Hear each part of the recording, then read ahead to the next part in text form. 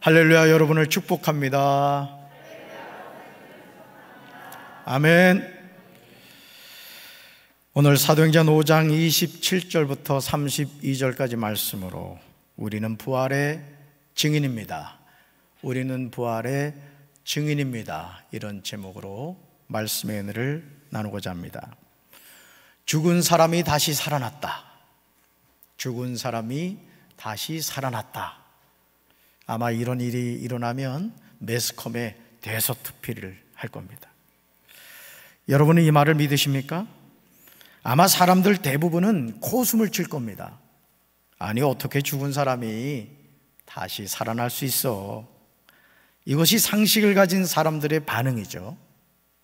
우리는 이런 반응에 대해서 당연하게 생각합니다. 상식이란 사람들이 보통 알고 있거나 알아야 하는 지식으로 일반적 견문과 함께 이해력, 판단력, 사리 분별 따위가 포함됩니다. 그런데 성경은 우리에게 상식을 뛰어넘는 사실에 관하여 증언하고 있습니다. 그리고 이 상식을 뛰어넘는 사실을 받아들일 수 있는 근거로 믿음을 제시하고 있습니다.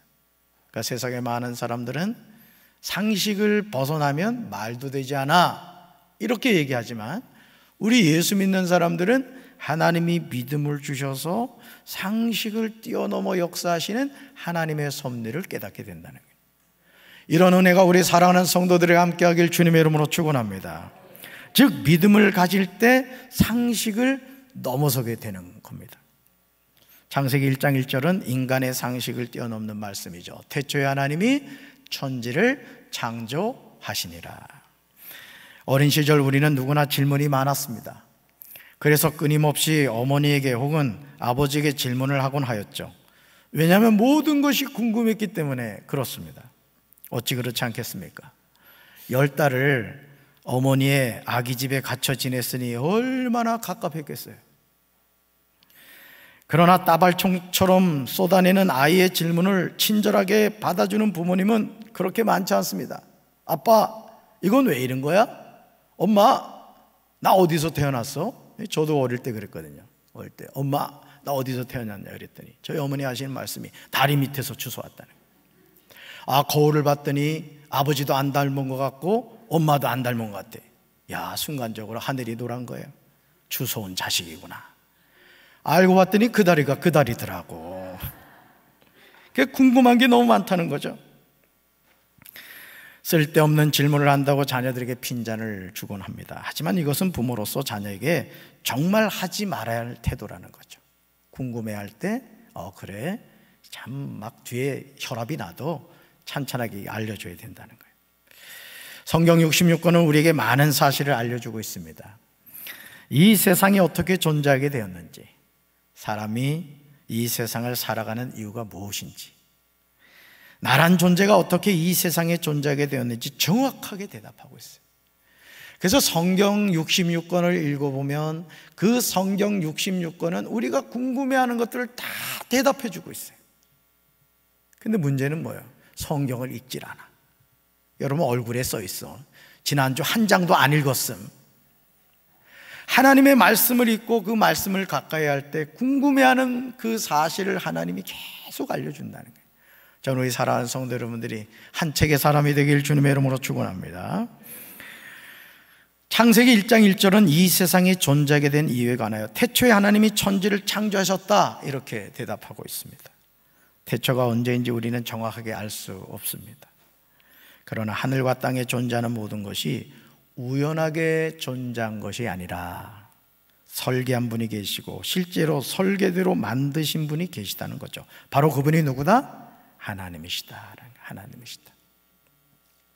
예를 들어 제가 여러분들한테, 여러분 보십시오, 여러분 절 보세요, 여러분 이 종이 우연히 어느 날 존재하게 됐습니다. 믿으십니까? 목사님이 잠을 잘못 주무셨나 보다, 이런 그런 생각을 할 거예요. 여러분 이 쇳덩어리 종 하나도 우연히 만들어진 것이 아니라 누군가 만든 사람이 있는데, 하물며 저와 여러분이 이 세상에 우연히 존재하게 됐겠어요? 누가 만드셨다고요? 하나님이 만드셨어요.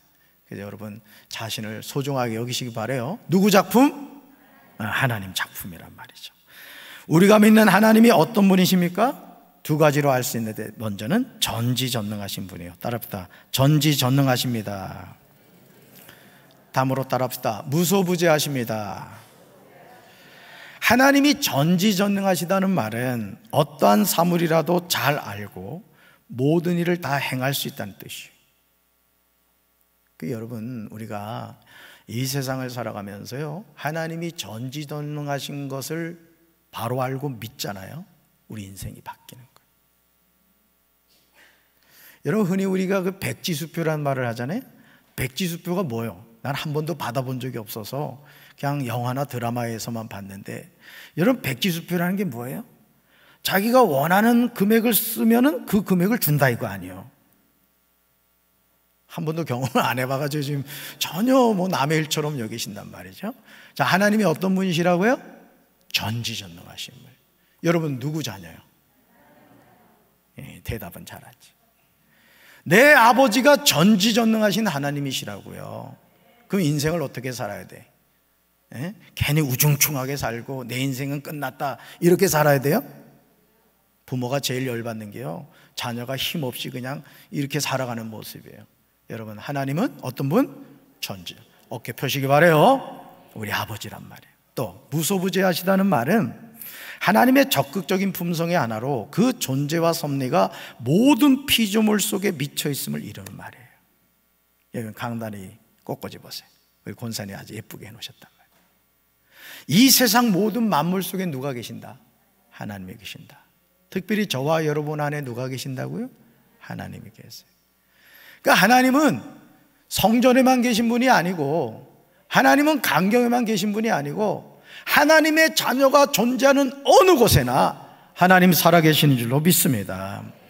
우리가 신앙생활하면서 하나님을 바로 알려면 이 성품을 믿어야 돼요. 첫째가 뭐고? 전지전능하시고, 두 번째가 무소부재하시다. 이 하나님이 누구 하나님? 나의 하나님이라고. 나의 하나님. 그러나 안타깝게도 우리는 하나님이 전지전능하시다는 사실을 인정하려고 하지 않아요. 여러분, 자녀가요, 부모와 같이 있는데 예를 들어서 혼자 막 고민을 하는 거야. 오늘 저녁은 뭘 먹을까? 또 앞으로 내 인생을 어떻게 살까? 여러분, 그런 모습을 지켜보는 부모님의 마음이 기쁘겠습니까? 그래, 너는 인생을 아는구나. 인생은 고로 태어나서 고로 살다가 고로 가는 거야. 여러분, 그렇게 생각하십니까? 부모로서 제일 기분이 나쁘죠. 누구를 무시하는 거야? 부모님을 무시하는 거라고요. 여러분, 오늘 우리가 하나님이 전지전능하시고 하나님이 무소부재하다는 사실을 믿어야 될 줄로 믿습니다. 이걸 깨달아야 돼요. 그래서 하나님을 무능력한 분으로 인식하지 마시기 바라요. 내가 필요할 때 마실이나 다니시고, 내가 찾을 때 대답도 안 하시고, 이런 분으로 생각하지 마시라고요. 하나님은 높고 높은 보좌에만 계신 분으로 이해하지 말아야 됩니다. 사랑하는 성도 여러분, 이제 우리는 하나님의 두 가지 성품을 믿어야 합니다. 그렇게 할 때 우리 신앙은 반석 위에 서게 되는 거예요. 생각해 보세요. 하나님이 전지전능하시고 무소부재하세요. 캄캄한 밤을 다녀도 겁나요? 겁나지 않아요? 솔직히 겁은 나지만 하나님 계시다는 사실을 믿게 어떻게 해요? 그 두려움을 이겨낼 수 있는 거예요. 할렐루야. 시편 139편에서 다윗은 하나님이 어떤 분이신지에 대해서 놀랍게 고백하고 있습니다. 하나님을 알면 우리 삶이 바뀌어요. 따라합시다. 하나님을 알면 우리 삶이 바뀝니다. 말씀 읽어볼까요? 내가 주의 영을 피해서 어디로 가며 주님의 얼굴을 피해서 어디로 도망치겠습니까? 내가 하늘로 올라가더라도 주님께서는 거기에 계시고, 수월에다가 자리를 펴더라도 주님은 거기에도 계십니다. 내가 저 동력 너머로 날아가거나 바닷끝 서쪽으로 가서 거기에 머물지라도 거기에서도 주님의 손이 나를 인도하여 주시고 주님의 오른손이 나를 힘있게 붙들어 주십니다. 아멘. 하나님이 어디에나 계신다는 사실이 우리에게 얼마나 큰 위로가 됩니까? 때로는 삶의 여정에서 혼자라는 생각 때문에 괴로울 때, 다윗이 고백하는 이 시편의 말씀은 우리를 안심하게 해요. 여러분 가운데 외로운 분들이 있죠. 고독하고 막 뭐 인생 사는 게 이러냐, 막 참 힘들게 느껴지는 분들이 많을 거예요. 남편이 옆에 누워 있어도 진짜 남편이고, 자식들이 올망졸망 잘 크고 있지만 괜히 우울해지고 인생이 더덥게 느껴지는 그런 분들이 있으실 줄 압니다. 하지만 다윗이 고백하는 이 시편의 말씀은 우리를 안심하게 만든다는 거예요. 삶의 이런저런 문제로 고민할 때 거기에도 계신 하나님을 느낀다면 우리는 다시 일어나게 될 줄로 믿습니다. 넘어졌다고 낙심하지 마세요. 내 인생에 계획한 것이 안 된다고 할지라도 하나님이 더 좋은 것 주시려고 그러는구나. 저도 짧은 생애를 살면서요, 안 되는 걸 너무 많이 경험을 했어. 근데 때 되니까 하나님이 가장 아름답게 응답해 주시더라고요. 할렐루야. 다시 용기를 내서 새롭게 도전하시기 바라요. 능력의 하나님이잖아요. 무소부재하신 하나님이잖아요. 그 하나님이 누구 하나님? 나의 하나님이에요. 나의 하나님. 이때 좀 가래 끓는 소리를 좀 내야 돼. 천지를 지으신 하나님을 도움으로 삼는 사람이 무엇 때문에 낙심하겠어요? 믿는 도끼에 발등 찍힌다고 하더라도 결국 그것이 사람임을 바로 이해한다면 우리는 다시금 소망을 가지게 되죠. 사람은요, 믿음의 대상이 아닙니다. 사람은 사랑의 대상일 뿐이에요. 그러니까 이 세상에 믿을 사람이 있다 없다? 없어요. 네가 그럴 줄 몰랐다고? 인간은 그렇습니다. 영원히 우리에게 실망시키지 않고 우리에게 도움이 되시고 우리가 믿을 수 있는 대상은 누구밖에 없다? 하나님밖에 없어요. 아멘이십니까? 어떤 순간에도 나를 실망시키지 않으시는 하나님이 살아계십니다. 보좌에 계신 하나님이 아니에요. 내 삶에 계시는 하나님이신 줄로 믿습니다. 갈보리 십자가에서 하나님의 아들이신 예수님이 십자가에 못 박혀 무기력하게 돌아가신 이후 사람들은 모두 실망하여 예수님을 떠나고 말았습니다. 어찌 그렇지 않겠습니까? 종려주일에 예루살렘 사람들이 예수님을 열렬하게 환영했던 이유는 그들이 기다렸던 메시아가 예수님이라고 확신했기 때문에 그렇습니다. 이제 나라를 빼앗기고 로마의 앞자리에서 고통을 받으며 살아왔는데 해방되어서 자유를 얻게 되었다고 생각했던 거예요. 그런데 이런 기대는 예수님이 십자가에 죽으심으로 완전히 허물어지고 만 거예요. 정말 기대했는데 메시아의 모습을 전혀 볼 수 없었던 사람들은 예수님을 십자가에 못 박으라고 광적으로 외쳤습니다. 왜냐하면 자신들이 기대한 메시아가 아니었기 때문에. 신앙생활을 하면서 왜 예수님을 떠날까요? 사람들이? 왜 가룟 유다가 예수님을 팔아먹었을까요? 자기가 생각한 메시아가 아니었기 때문에 그래요. 여러분, 오늘 우리도 예수님을 믿는다고 하지만 가만히 생각해 보세요. 내가 기대하는 예수님이 있습니다. 여러분, 내가 기대하는 예수님이 돼야 돼? 하나님이 계획하신, 하나님이 뜻하신 예수님이 돼야 돼요? 대답은 잘해요. 근데 우리는 내가 기대하는 예수님을 찾는다고. 마치 내 종처럼 이렇게 하라면 이렇게 해주시고 저렇게 하면 저렇게 해주시고, 그래서 그거 안 해주면 실망, 나 삐졌어, 예수님하고 거리를 두겠다고 이렇게 생각을 해요. 여러분, 내 기대와 다르기 때문에 예수님을 떠나요. 이제 모든 기대는 끝나고 말았습니다. 너무 허무하게 예수님이 죽었어요. 그렇게 예수님은 아레마대 사람 요셉의 무덤에 봉인되어 장사를 지냈습니다. 하지만 이런 절망적인 상황에서 예수님은 제자들에게 반복해서 말씀하신 대로 다시 살아나셨습니다. 예수님의 부활에 관하여 사람들이 보인 반응은 두 가지입니다.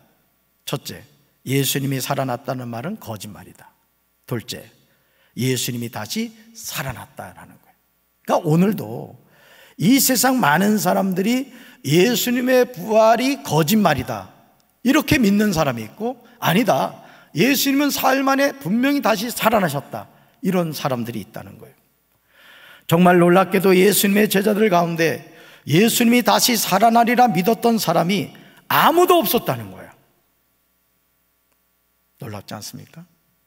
예수님과 3년을 넘게 먹고 자고 마시고 함께 생활했던 제자들이 예수님의 부활을 믿었다 안 믿었다? 안 믿었다. 오늘도 마찬가지예요. 오늘도 신앙생활하면서 이 부활이 믿어지는 사람이 있고요, 부활이 안 믿어지는 사람이 있습니다. 저는 이 시간 이 예배 참여한 우리 사랑하는 성도 여러분들이 예수님이 사망 권세를 깨뜨리시고 다시 살아나셨다는 것이 믿어지시길 주님의 이름으로 축원합니다. 이거는 내가 믿어야지 한다고 믿어지는 게 아니에요. 하나님이 믿어지게 해 주셔야 되는 거예요. 할렐루야.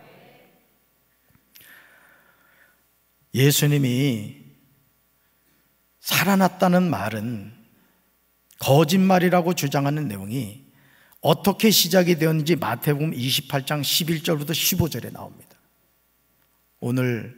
오늘도 SNS를 통해서 거짓말이 사실인 것처럼 순식간에 퍼지는 것을 보게 돼요. 우리가 영적으로 분별하지 않으면 속습니다. 여러분들이 이 스마트폰 사용을 하시되 잘 분별하지 않으면 거짓 정보에 속아서 영혼을 빼앗기는 경우가 많아요. 특별히 신천지 이만희, 하나님에게 안상홍 장길장, 또 JMS 정명석, 또 통일교, 구원파, 수많은 이단들이 거짓된 구원론을 가지고 우리를 미혹하고 있다는 걸 알아야 돼요. 아멘. 잘 분별하게 되길 주님의 이름으로 축원합니다. 예수님이 죽으신 이후 안식일 다음날 동틀 무렵 막달라 마리아와 다른 마리아가 무덤을 살펴보려고 갔습니다.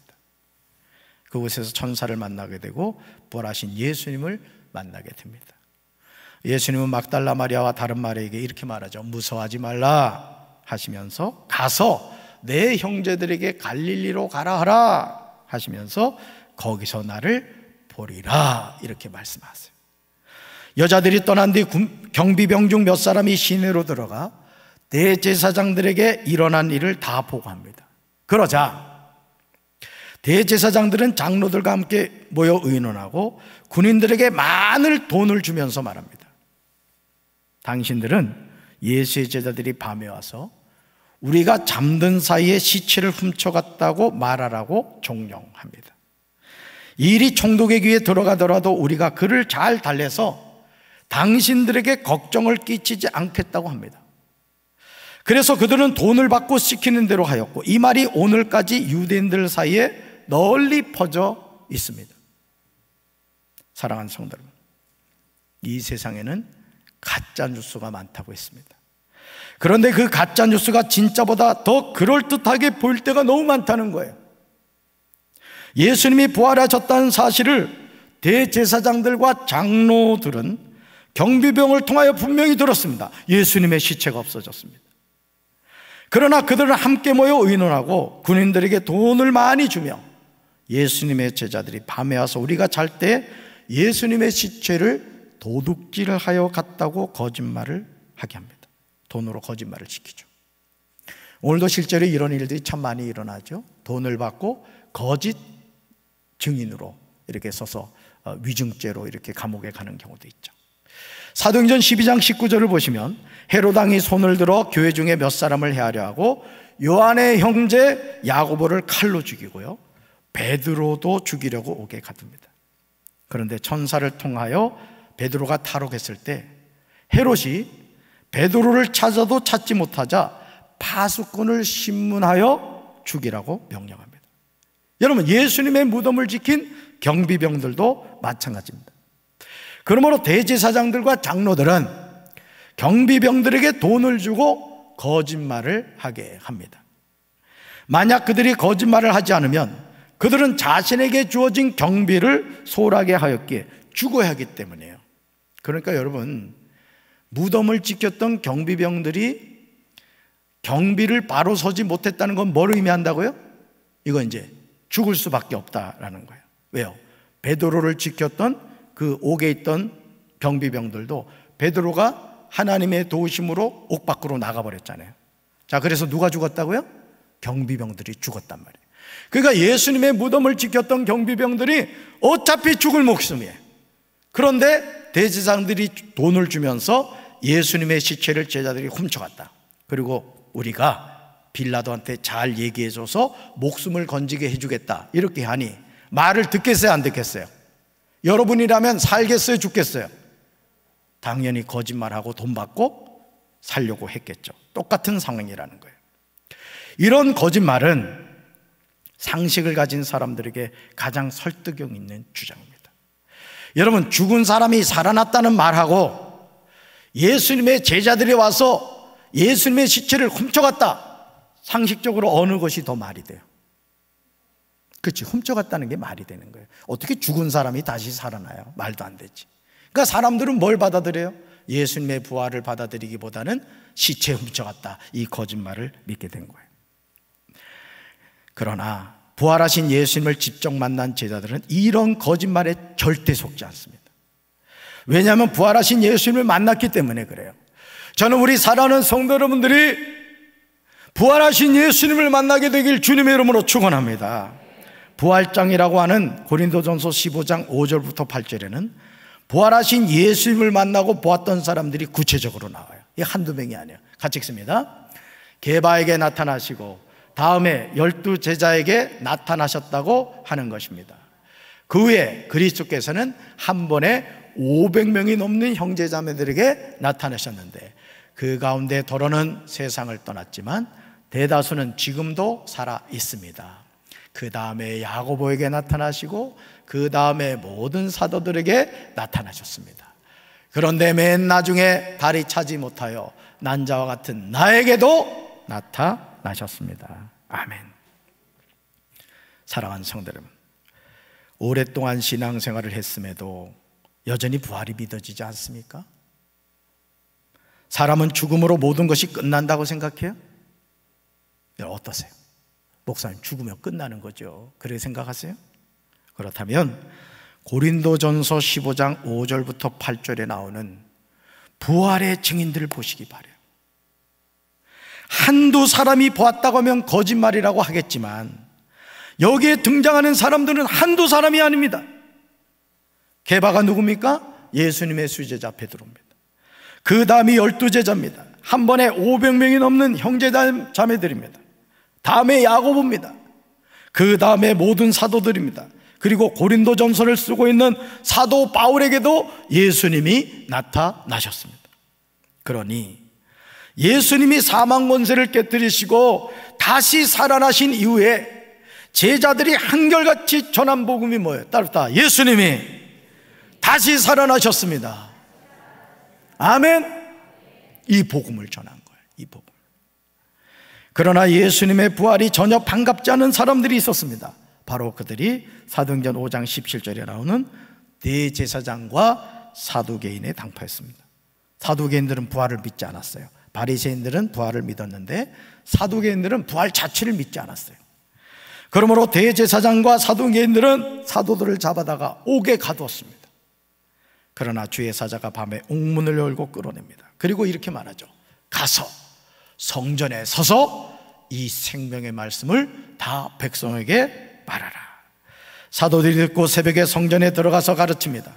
아무리 그들이 예수님이 다시 살아나셨다고 부활을 전하는 사도들을 옥에 든든하게 잠기고 지키는 사람들이 문에 서 있어도 문을 열고 본즉 그 안에 한 사람도 없었습니다. 그들은 성전에서 백성을 가르치는 사도들을 끌어다가 공회 앞에 세웁니다. 그러면서 우리가 너에게 예수의 이름으로 가르치지 말라고 엄하게 명령하지 않았느냐고 하면서 그런데도 온 예루살렘에 너희 가르침을 퍼뜨려 너희가 그의 죽음에 대한 책임을 우리에게 돌리려 하고 있다고 말합니다. 아주 협박을 하죠. 얼마나 두려운 상황입니까? 하지만 대제사장과 사두개인들의 협박에 베드로와 사도들은 분명하게 대답해요. 같이 읽습니다. 사람보다 하나님께 순종하는 것이 마땅하니라. 아멘. 사랑하는 성도 여러분, 얼마나 멋진 고백입니까? 만약 베드로와 사도들이 대제사장과 사두개인들을 두려워했다면 그들의 협박에 굴복하고 말았을 거예요. 오늘도 마찬가지입니다, 여러분. 우리가 신앙생활을 하면서 하나님을 향한 절대적인 믿음을 갖지 않잖아요. 그러면 내 삶의 고난과 역경이 다가오면 예수 떠납니다. 내 기대를 하나님이 채워주시지 않으면 미련 없이 예수님을 떠나는 거예요. 오늘 우리가 이런 잘못을 범하기 쉬워요. 저는 우리 사랑하는 성도 여러분들이 끝까지 예수님을 통해 승리하게 되길 주님의 이름으로 축원합니다. 주님의 이름으로 축원합니다. 협박을 했지만 사도들은 예수님이 부활하신 사실에 침묵할 수 없었던 거예요. 여러분 생각해 보세요. 예수님이 다시 살아나셨어요. 그리고 그 예수님을 다시 봤어요. 예수님과 대화했어요. 여러분 가만히 있을 수 있겠습니까? 가만히 있을 수 없는 거예요. 오늘 우리에게 이 부활신앙이 있어야 됩니다. 주의 사자가 밤에 옥문을 열고 사도들을 끌어낸 이유가 무엇인지 잊지 않았어요. 이것이 사명자의 바른 모습이에요. 바로 이거죠. 가서 성전에 서서 이 생명의 말씀을 뭐하라고요? 남김없이 백성에게 전하여라. 주의 사자가 사도들을 옥에서 옥문을 열고 끌어내어 이르신 이유가 무엇입니까? 아니 저와 여러분이 허물과 죄로 죽은 존재였는데 하나님이 독생자 예수 그리스도를 통하여 죄사함을 받아 하나님의 자녀로 삼아주신 이유가 무엇입니까? 나만 예수 믿고 구원받으라고 그렇게 한 걸까요? 나만 하나님의 나라에 들어가라는 것입니까? 믿지 않는 남편이 지옥 가든 말든, 나를 낳아주신 부모가 예수 몰라 지옥 가든 말든, 내가 낳은 사랑하는 자녀가 예수를 몰라 지옥 가든 말든, 나만 예수 잘 믿고 천국 가면 된다고 하나님이 우리를 구원해 주신 것일까요? 여러분 가만히 한번 생각해 보세요. 만약 저와 여러분이 이런 생각을 하고 있다면 우리는 하나님이 나에게 맡기신 사명에 불충하는 거예요. 불충. 디도서 1장 1절과 2절을 보시면 하나님은 택하신 자들의 믿음과 경건함에 속한 진리의 지식과 영생의 소망을 위하여 우리를 하나님의 종으로 삼으셨다고 나옵니다. 이 영생은 거짓 없으신 하나님이 영원 전부터 약속하신 것입니다. 그렇다면 하나님은 이 영생의 소망을 어떻게 이루어 가실까요? 디도서 1장 3절에서 사도 바울은 사랑하는 영적 아들 디모데에게 이 사명이 무엇인지 알려줍니다. 우리가 구원을 받은 하나님의 자녀로서 이 사명을 바로 깨달을 때 하늘의 복을 받게 될 줄로 믿습니다. 우리 말씀 같이 읽습니다.